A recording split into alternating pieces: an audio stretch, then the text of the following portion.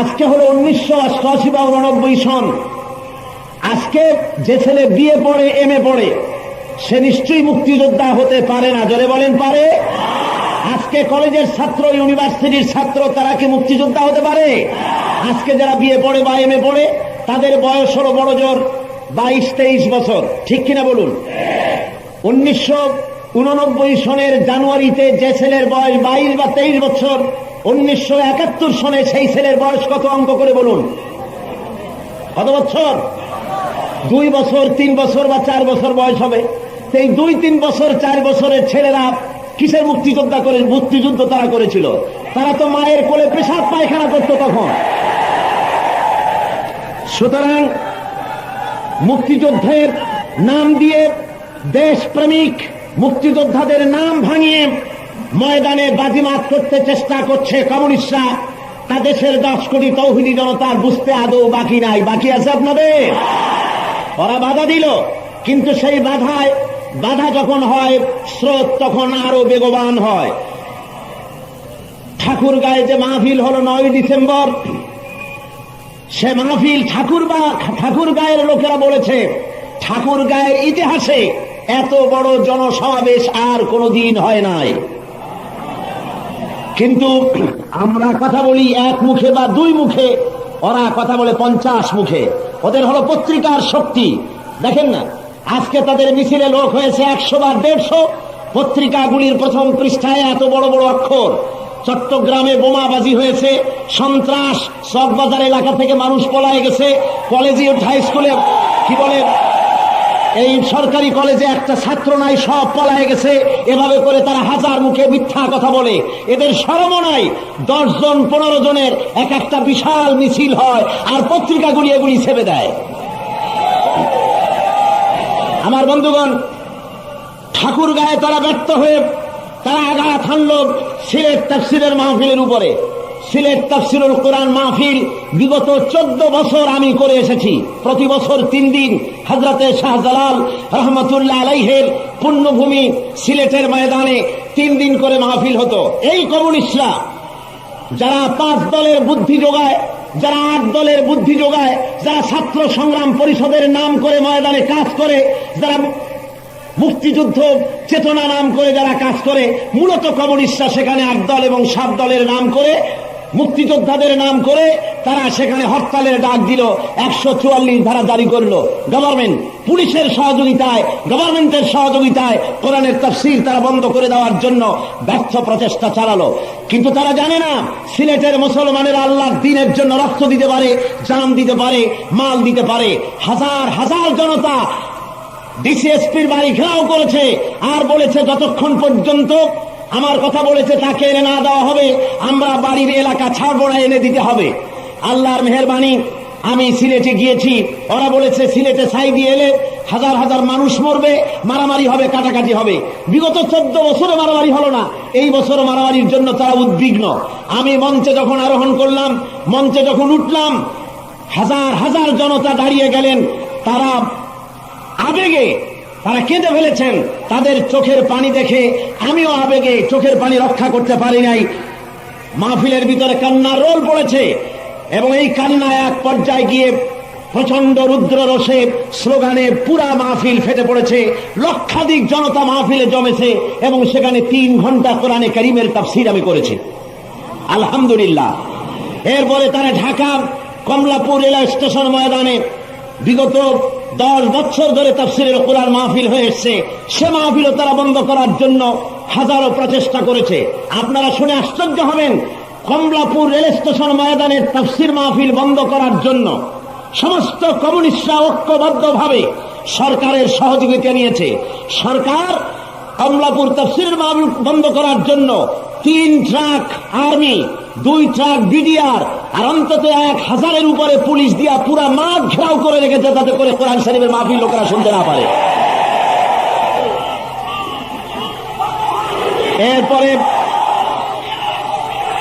এরপরে সেই খিলগাঁও ইসলামী পাঠাগারের বারান্দায় দাঁড়িয়ে আজকের আল্লামা হযরত মাওলানা আবুল কালাম আজাদ মদ্দুজুল্লুহুল আলী মুফাসসির কোরআন, যার তাকরীর আপনারা শুনেছেন, ওনার সভাপতিত্বে সেই কারাগারের বারান্দায় দাঁড়িয়ে হাজার হাজার লোকের সামনে আমাকে বক্তব্য রাখতে হয়েছে।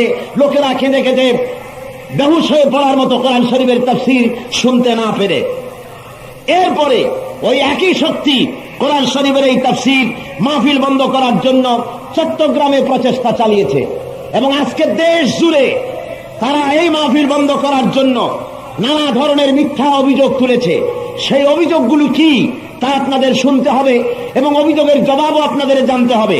অভিযোগ যদি না বোঝেন এবং জবাব যদি না বোঝেন, তাহলে যারা সরল লোক, সাধারণ লোক, তারা বিভ্রান্তিতে পড়ে যেতে পারেন।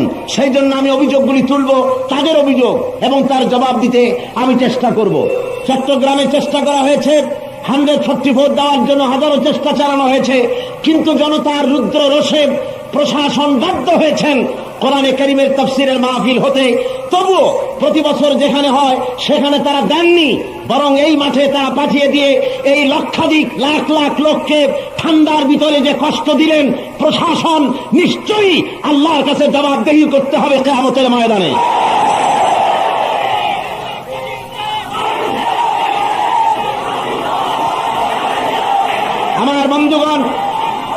আমার বন্ধুগণ, বাংলাদেশের কমিউনিস্টরা সরকারের সহযোগিতায় কোরআন শরীফের তাফসীরের মাহফিল বন্ধ করতে চায়। নইলে পুলিশ দিয়ে যদি গভর্নমেন্ট তাফসীর বন্ধ না করে, বাংলাদেশের কমিউনিস্টদের এমন কারো ক্ষমতা নাই যে কোরআনের আওয়াজ পুলিশ ছাড়া, আর্মি ছাড়া কোরআন শরীফের আওয়াজ বন্ধ করে দিতে পারে। এ ক্ষমতা কার বাংলার জমিনে?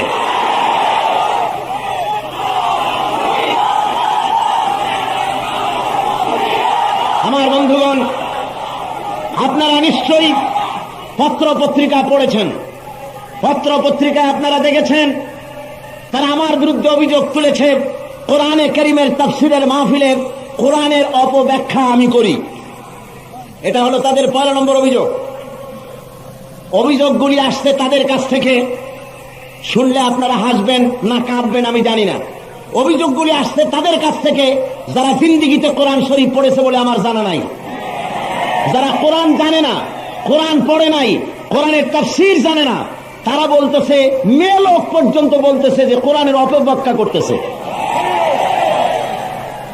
আমার বন্ধুগণ, ইঞ্জিনিয়ারের প্ল্যান, বিরাট স্কুল কলেজ ইউনিভার্সিটির প্ল্যান তৈরি করেছে ইঞ্জিনিয়ারের প্ল্যানের উপরে যদি ভুল ধরতে আসে খেয়াঘাটের মাঝি, রিকশাওয়ালা, এর চাইতে নির্লজ্জ কাজ আর কিছু হতে পারে? ডাক্তারের প্রেসক্রিপশনে যদি ভুল ধরতে আসে মাছ বিক্রেতা অথবা তাঁতি, তাহলে এর চাইতে দুঃখজনক আর কি হতে পারে? ডাক্তারের ভুল ডাক্তারে ধরতে পারে, ইঞ্জিনিয়ারের ভুল ইঞ্জিনিয়ার ধরতে পারে। কোরআনের যদি অপব্যাখ্যা আমি করে থাকি, তাহলে সারা বাংলাদেশের হাজার হাজার আলেমরা আমার বিরুদ্ধে মিছিল করতে, আমাকে বক্তব্য রাখতে দিত না। আমি আজকে জিজ্ঞাসা করি, কোরআন শরীফের তাফসীরের মাহফিল চট্টগ্রামে বিগত 11 বছর ধরে হয়েছে, সেখানে কি শুধু সাধারণ মানুষ এসেছে, কোন আলেম আসে নাই? আসে নাই? আজকে আমি দেখতে চাই ফাজেল পাস, টাইটেল পাস, মিশকাত পড়েন অথবা দাওরায়ে হাদিস পড়েন, এমন আলেম কারা এসেছেন? মেহেরবানি করে একটু হাত উঁচু করে দেখান। টাইটেল পাস, ফাজেল পাস, দাওরা পড়েন অথবা মিশকাত পড়েন, দেখেন আপনার আলেম কত। হাত নামান, হাত নামান, বসেন, জোরে পড়েন আলহামদুলিল্লাহ। তাহলে কোরআনের তাফসীরের ভুল আলেমেরা ধরতে পারলো না, ধরলো গিয়ে কোন দলের নেত্রী অথবা ধরলো গিয়া কমিউনিস্টরা, যারা জিন্দেগিতে কোরআন শরীফ স্পর্শ করে নাই। আমার বন্ধুগণ, আসল কথা হলো এরা এই শুধুমাত্র কোরআন শরীফের বিরোধী নয়। এই যে কোরআন শরীফ, এতে লেখা যে কোরআন আছে এটার বিরোধী নয়। তারা সবিনা খতম পড়া হলে তার বিরোধিতা করে না, কিসসা কাহিনীর ওয়াজ হলে তার বিরোধিতা করা করবে না, কোরআন শরীফের তেলাওয়াত হলে তাও বিরোধিতা করবে না। কোরআন শরীফের বিরোধিতা করবে তাফসীর করা হলে। তার কারণ তাফসীরের মাহফিলে তাদের কদর্য চেহারাগুলি জনগণের সামনে দিবালোকের মতো স্পষ্ট হয়ে যায়। সেই জন্য তাদের এই বিরোধিতা তাদের এই নতুন নয়।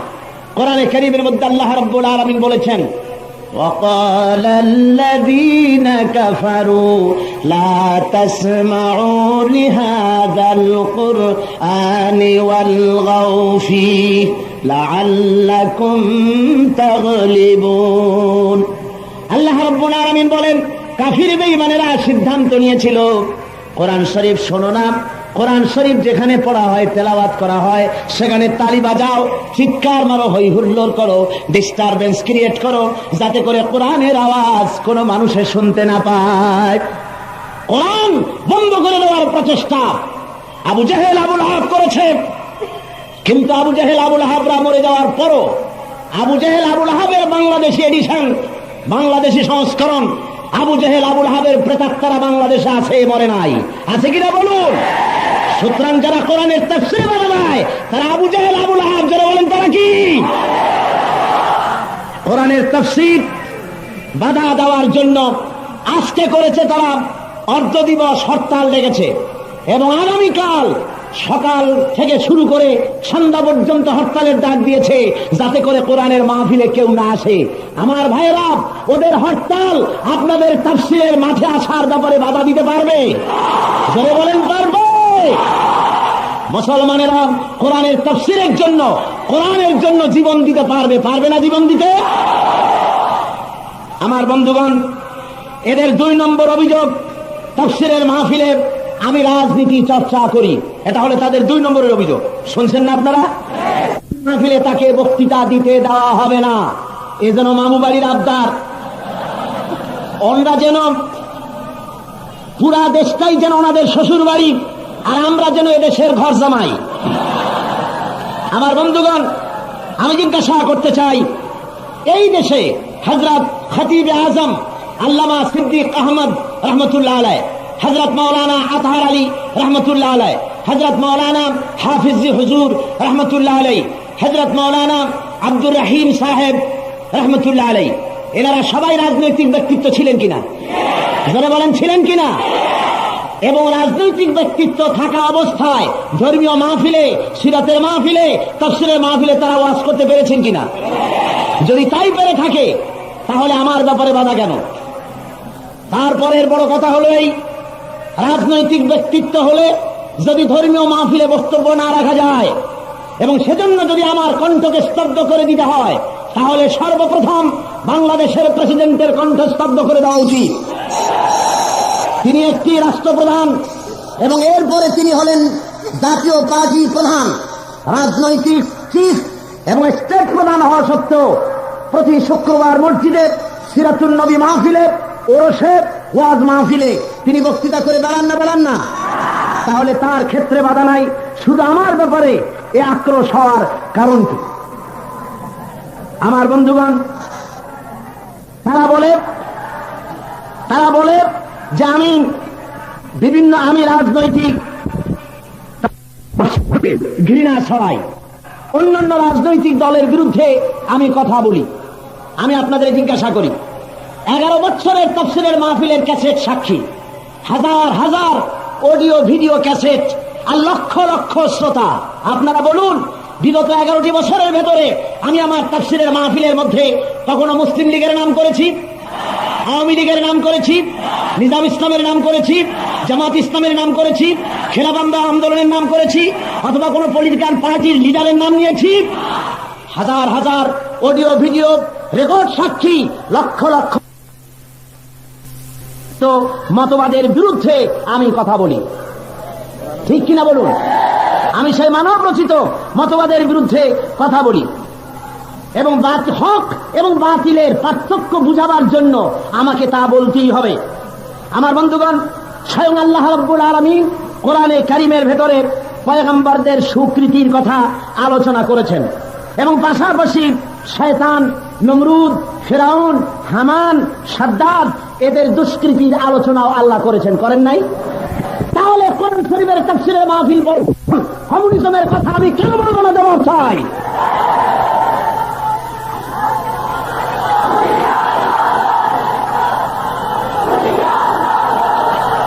আমার বন্ধুগণ, সুতরাং ইসলাম বোঝাবার জন্য, ইসলামের কল্যাণকারিতা এটা বোঝাবার জন্য নাস্তিক্যবাদী, সমাজতন্ত্র, পুঁজিবাদ এবং খোদাহীন ধর্ম নিরপেক্ষতাবাদের চেহারা উন্মোচন করে কোরআনের শিক্ষার্থীদের সামনে তুলে ধরা আমার জন্য আমি ফরজ মনে করি।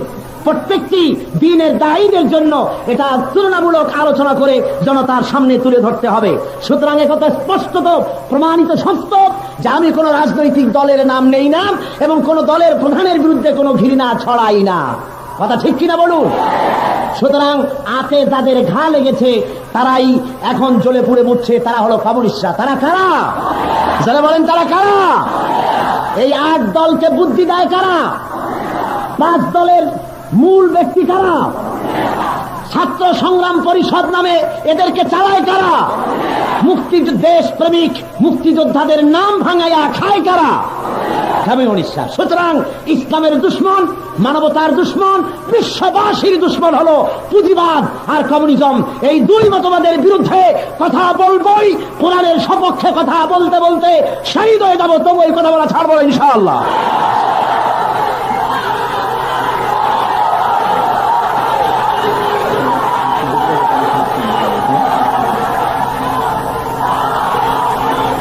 আপনারা খুঁজে দেখেন এদের বয়স 22-23 বছরের বেশি না। কিসের মুক্তিযোদ্ধা? মুক্তিযোদ্ধাদের বয়স কমসে কম 35 থেকে 36 বছর হতে হবে, 30 আপ হতে হবে। ঠিক কিনা বলেন? সুতরাং তাফসীরুল কোরআন মাহফিলে আজকে কি কোনো মুক্তিযোদ্ধা এসেছেন? আসলে তারা হাত তুলে দেখান তো, মুক্তিযোদ্ধা কত এসছেন? হাত তুলে দেখান, সাহস করুন, ভয় নাই। কারা কারা মুক্তিযোদ্ধা দেখি তো? আপনারা দাঁড়ালে তো দেখা যাবে না, আপনারা দাঁড়ালে দেখা যাবে না। আলহামদুলিল্লাহ, এই লক্ষ লক্ষ জনতার ভিতরে কয়েক শত মুক্তিযোদ্ধা হাজির হয়েছে। জোরে কোন আলহামদুলিল্লাহ, জোরে বলেন আলহামদুলিল্লাহ। মুক্তিযোদ্ধারা দেশ স্বাধীন এই জন্য করে নাই যে তাফসীরের মাহফিল বন্ধ করা হবে, বরং দেশ স্বাধীন করা হয়েছিল অর্থনৈতিক শোষণের বিরুদ্ধে। একটি শোষণমুক্ত সমাজ প্রতিষ্ঠার লক্ষ্যে জালিমদের বিরুদ্ধে লড়াই হয়েছিল, কিন্তু কখনোই কোরআনের তাফসীর বন্ধ করা হবে এই লক্ষ্যে কখনোই মুক্তিযুদ্ধ দেশে সংগঠিত হয় নাই। ঠিক কিনা বলুন আমার বন্ধুগণ? এরপরে 4 নম্বর অভিযোগে আমার প্রতি তারা বলা হয়, আমাকে তারা বলে স্বাধীনতার দুশ্মন, যুদ্ধ অপরাধী, 71-এর ঘাতক। এই কথা তারা পত্রপত্রিকায় লিখছে। আমি বলছি বিগত 1971 সন থেকে নিয়ে 1989 সনের আজকের 9 জানুয়ারি পর্যন্ত বাংলাদেশের সুদীর্ঘ 11-16টি বছরের ভিতরে আমার বিরুদ্ধে এই অভিযোগ কোন সরকার তোলেন নাই।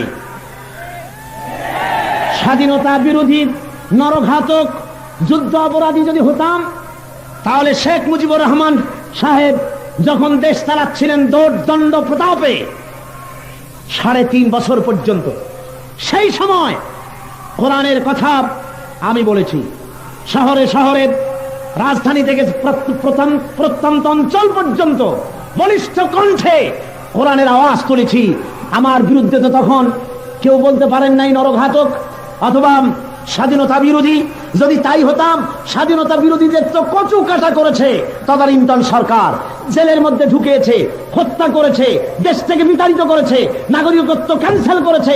তাহলে মুজিবের আমলে ঢাকা শহরে, কুষ্টিয়া, উত্তরবঙ্গ, গোটা বাংলাদেশে আমি তাফসীরের মাহফিল করেছি। কারণ আমার ক্ষমতা হয় নাই আমার বিরুদ্ধে অভিযোগ তুলতে পারে। সুতরাং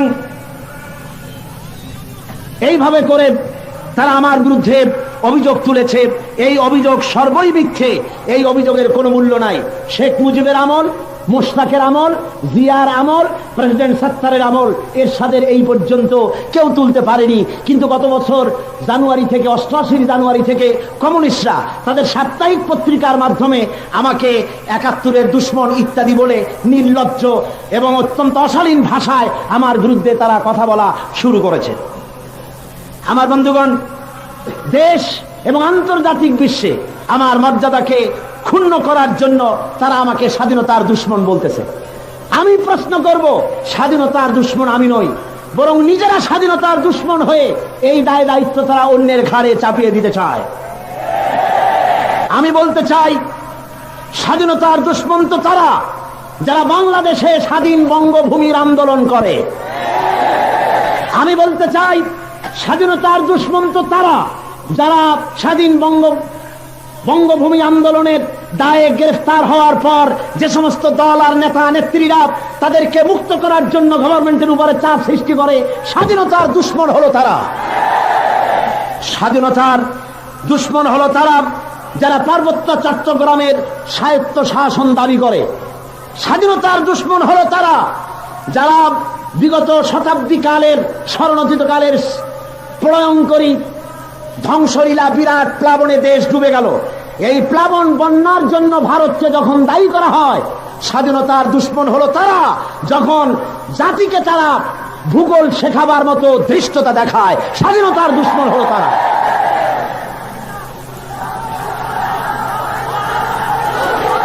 আমার বন্ধুগণ, স্বাধীনতার দুশ্মন হলো তারা যারা রুশ, ভারত এবং মার্কিনীদের নির্লজ্জ দালালি করে বাংলাদেশের 10 কোটি তাওহীদি জনতার মাথার উপরে সমাজতন্ত্র, কমিউনিজম, ধর্মনিরপেক্ষতাবাদ এবং পুঁজিবাদের অভিশাপকে জোর করে চাপিয়ে দিতে চায়। ওরাই হলো স্বাধীনতার দুশ্মন।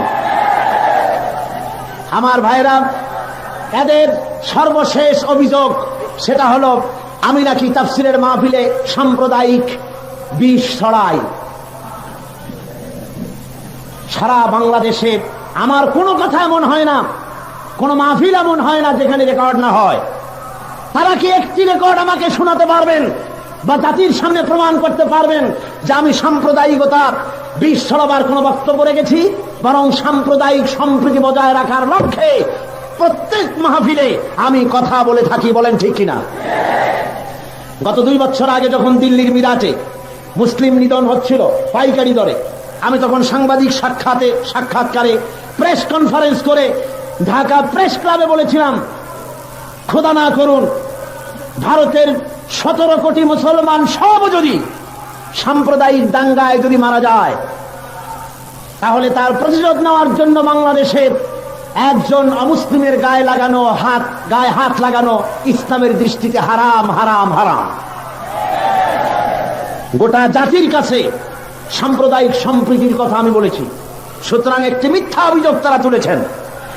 তারা কোরআনের মাহফিলকে সাম্প্রদায়িক বলে, কোরআন শরীফকে সাম্প্রদায়িক বলে, তারা ইসলামকে সাম্প্রদায়িক বলে। নাউযুবিল্লাহি মিন যালিক। কোরআন সাম্প্রদায়িক নয়, ইসলাম সাম্প্রদায়িক নয়। কোরআন হলো বিশ্বজনীন, ইসলাম হলো সার্বজনীন। জোরে কোন সুবহানাল্লাহ। সুতরাং যারা কোরআনকে এবং ইসলামকে যারা সাম্প্রদায়িক বলে গালি দেয়, তাদের ঈমান সম্পর্কে সন্দেহ পোষণ করা ছাড়া আর কোনো উপায় থাকে না। আমার বন্ধুগণ, সুতরাং 8 দল, 5 দল এবং ছাত্র সংগ্রাম পরিষদ তারা দেশপ্রেমিক মুক্তিযোদ্ধাদের নাম ভাঙিয়ে আমার বিরুদ্ধে যে অভিযান শুরু করেছেন আমাকে বিভিন্ন জায়গায় বন্ধ করে দেওয়ার জন্য, এটা আমার নাগরিক এবং মানবাধিকার, এটাকে মানবাধিকার বিরোধী একটি জঘন্যতম তৎপরতা ছাড়া আমি আর কিছু এটাকে বলতে পারি না। আমি এর তীব্র নিন্দা করছি। আমি তাদেরকে স্মরণ করিয়ে দিতে চাই, বাংলাদেশের কনস্টিটিউশন, বাংলাদেশের সংবিধান, বাংলাদেশের শাসনতন্ত্রের 41 ধারার 1 ক অনুচ্ছেদে পরিষ্কার লেখা আছে, বাংলাদেশের প্রত্যেকটি নাগরিক তার ধর্মমত তিনি অবাধে প্রচার করতে পারবেন। শাসনতন্ত্র কর্তৃক আমাকে দেওয়া অধিকার থেকে এই জালিমেরা আমার কাছ থেকে সে অধিকার তারা ছিনিয়ে নিতে চায়। সরকারি মদত পুষ্ট ইসলাম বিরোধীরা আজ যদি এই তাফসীরের মাহফিল বন্ধ করে দিতে পারে, আমি মুসলমান ভাইদের বলবো ভালো করে শুনুন, ইসলাম বিরোধী কমিউনিস্টরা সরকারের মদত পুষ্ট হয়ে কোরআনের তাফসীরের মাহফিল যদি আজ তারা বন্ধ করে দিতে পারে, তাহলে এরপরে এরা বাংলাদেশের সমস্ত মাদ্রাসা, মসজিদ, মন্দির, প্যাগোডা, গির্জা, গুরুদুয়ারা সবকিছু সমস্ত ধর্মীয় প্রতিষ্ঠান তারা বন্ধ করে দেবে। যেমন তারা বন্ধ করেছে বুলগেরিয়ায়, যেমন বন্ধ করেছে কোরিয়ায়, যেমন করেছে কিউবায়, যেমন করেছে রাশিয়ায়, যেমন করেছে বার্মায়, সমস্ত ধর্মীয় প্রতিষ্ঠানগুলি তারা বন্ধ করে দেবে। মুসলমানদেরকে দাড়ি টুপি দেখে দেখে তাদেরকে পিটানো হবে। গত কয়েক মাস আগে ঢাকা বিশ্ববিদ্যালয়ে দাড়িওয়ালা একটা ছেলে দেখে তাকে এই ছাত্র সংগ্রাম পরিষদ নামধারী কমিউনিস্টরা তাকে শিবির মনে করে তাকে পিটানো শুরু করেছে। দাড়ি দেখে পিটান মারতে মারতে যখন সে বেহুশ হয়ে যাচ্ছে, সে বলছে, ভাই আমি হিন্দু, আমারে মারো কেন? এরপরে যখন সত্যি দেখা গেল সে হিন্দু, এরপরে তাকে ছাড়া হয়েছে, পত্রিকায় খবর এসেছে। সুতরাং কমিউনিস্টরা তৈরি হয়েছে, দাড়ি টুপি দেখে দেখে পেটানো হবে।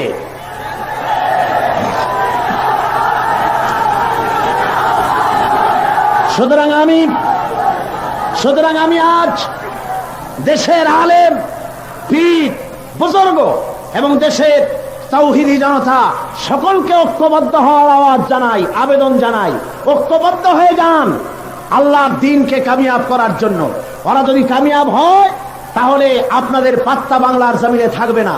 সুতরাং কোন কোন জায়গায় দেখেছি কিছু সংখ্যক নামধারী আলেমরা এদের সাথে ঘুরতেছে। আমি বুঝি না, কমিউনিস্টদের সহযোগিতা করে বিবৃতি দেয়, সেও কোনো আলেম হতে পারে?